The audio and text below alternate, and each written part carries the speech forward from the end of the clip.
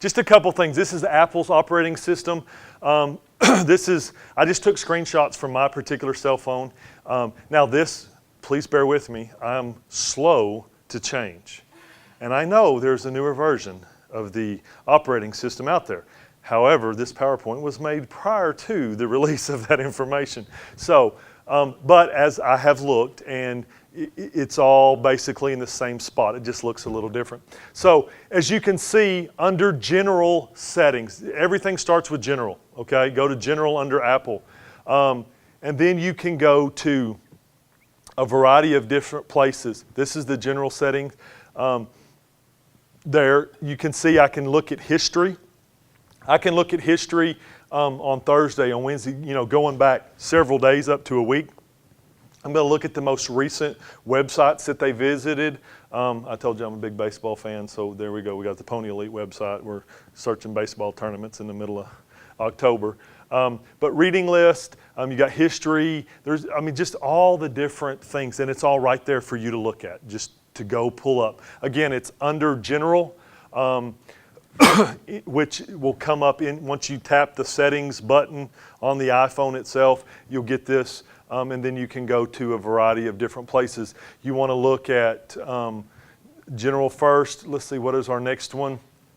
We'll scroll down under the general, and then if you'll look down towards the very bottom, there's a place that says restrictions. Tap on that restrictions, and it'll take you to that next phone. This is where everybody's going to want to really get important, because everything that's on there we can turn off. So did everybody know that Siri can talk dirty? Okay, you can turn that off. You can make Siri not say bad words, and it's under this restrictions, okay? So you can turn it off right there. You can also turn Siri off completely. The technology for me hasn't advanced enough to really make it worth my time. Shut it off, because there's just possibilities of bad things going on. But you can turn off, where they cannot delete apps, they cannot install apps. You can keep them off iTunes completely. Do you know 50% of parents report charges to their credit card from iTunes that they had no idea or did not authorize? 50% of parents with kids that have these devices. How much money is that? Apple's making money left and right.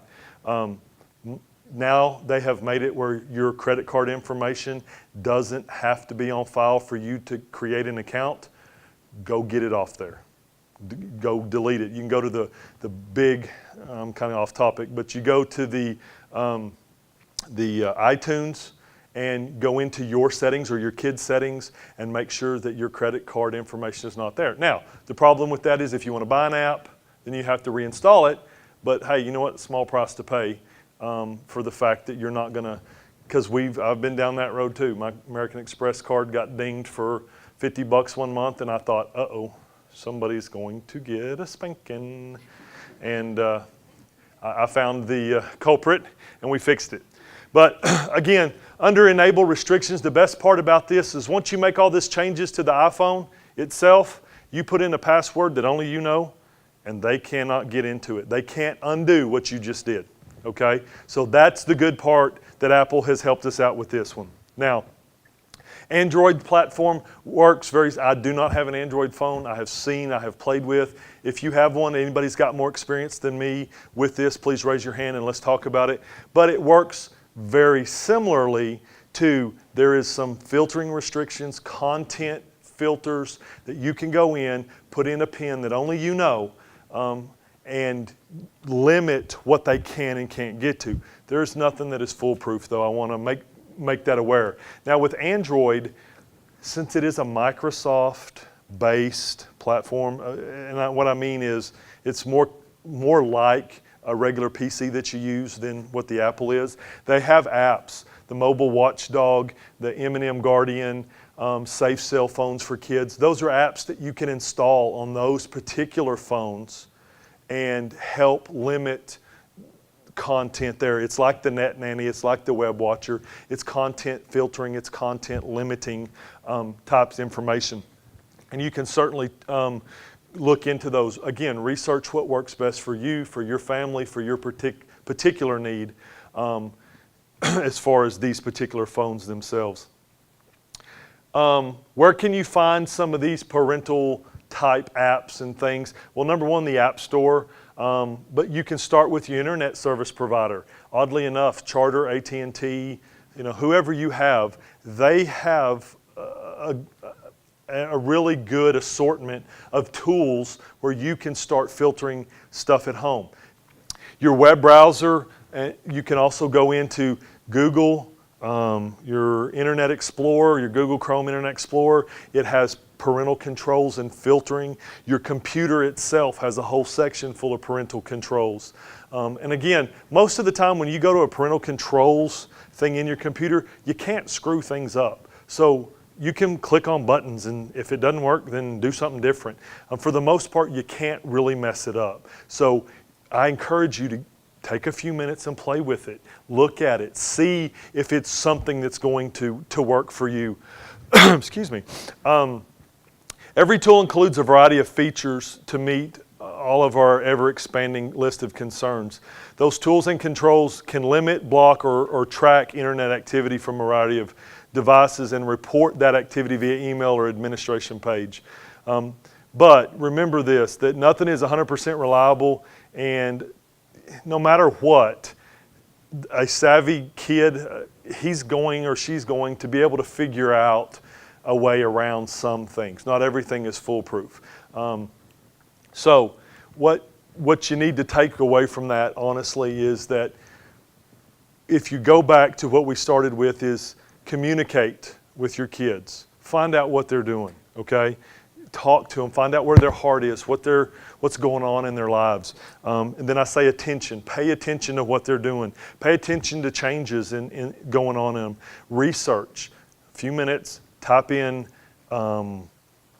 parental controls for Windows, or parental controls for Apple, or parental controls for whatever, and that will give you some areas to start searching and read, and just do a little bit of internet research.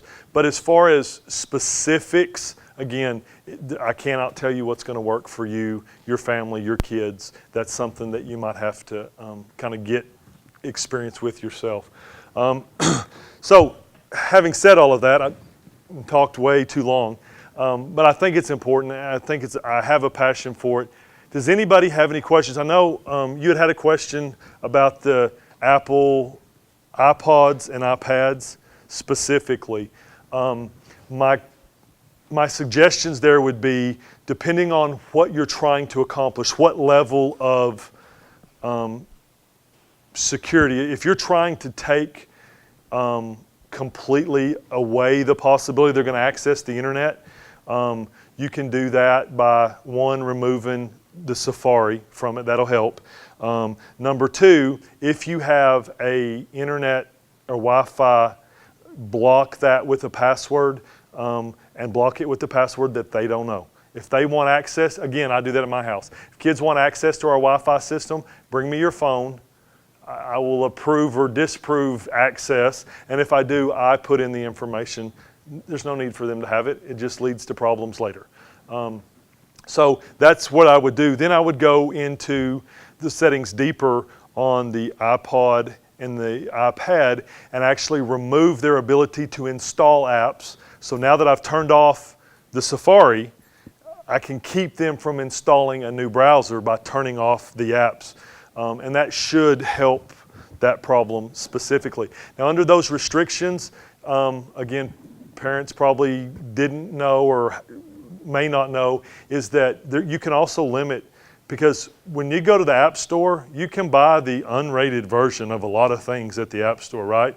But in that parental controls, you can set it for PG-13, clean, but there's also explicit. You just have to go in there and play with it because it's out there. They're getting it and they're seeing it. I mean, I hate to tell it, but I'll tell the story on myself. We're downloading stuff on our iPod for a baseball, like the walk-up songs for all the kids, right?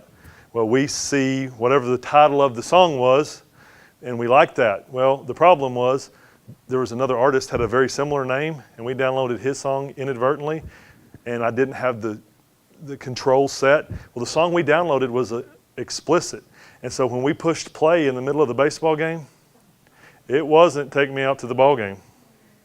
So my wife, she crawled underneath the seat for a little while, and we put the radio away. But I mean, so it happens. It's very possible. So go in there and look at those particular things as well. Again, does anybody have any questions? Yes, ma'am. Do you know of an app or a program that lets you look at your kids' text?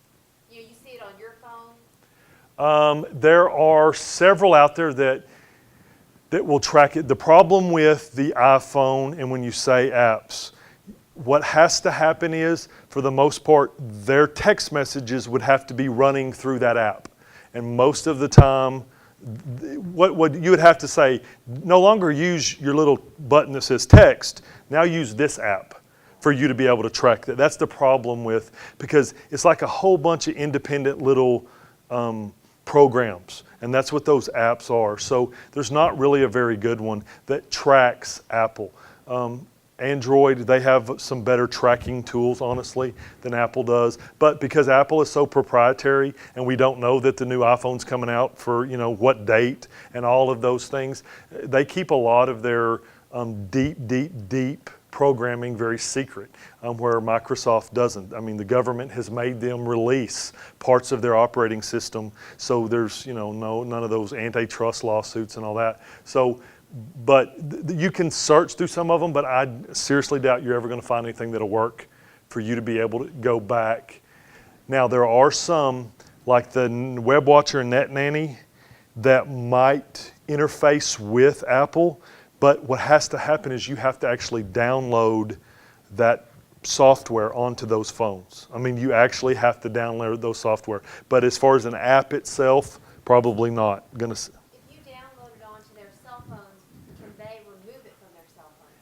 No, because they don't know it's there. There won't be a big glaring, hey, I'm here. For the most part, they won't know it's there. It's like that Web Watcher, I have it installed on the computer. Nobody knows it's even there. I mean, because there's not an icon that says click here or anything like that. So you can actually keep them from knowing that it's there. Let me go ahead and interject. How about if we go ahead and wrap up, but if you have a question, you can come talk to them individually. So, I'd make one quick observation with respect to communication, because we're talking about iPhones and all that sort of thing. Yes, sir. One of the things, and I'm an older dad, obviously I have younger children, 13 and 15.